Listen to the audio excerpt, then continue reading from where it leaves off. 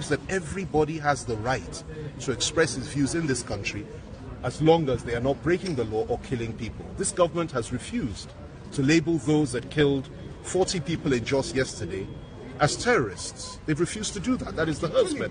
And yet, they now label IPOB as a terrorist organization. The IPOB that has never killed anybody, as far as I'm aware, or has ever burnt anybody's home, or used violence or carried arms. And I think that's a contradiction which we should all be a little bit concerned about. However, having said all that, everything is before the courts, let it be determined. But in order for him to be prosecuted effectively and for him to present his own defense, for goodness sake, I call on the Nigerian military to stop this charade. And if he's with you, let us know. Give him back to us so that he can be produced before the court. And if you know you've killed him, for goodness sake, give us his body.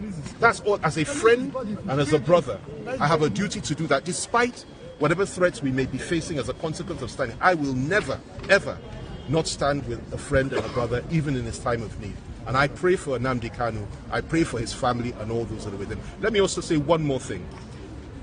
The idea or the allegation that 28 people were slaughtered in his home when the military got there is something that is shocking, unacceptable. I gather the cooks, the houseboys, I gather that some of their guests, some of their workers, even the dogs were butchered and killed. I gather the cars were burnt and the whole house and the whole palace was sprayed with bullets. This is unacceptable behavior. Now, this is the information I have received. And I haven't seen our friends since that time.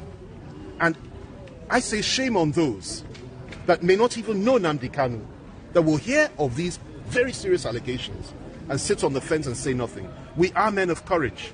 We are Nigerians. And we should be able to rise to the occasion when somebody's rights are violated in this way and people are murdered in their homes. They produce pictures, and yet the government acts as if it never happened. I say shame on them.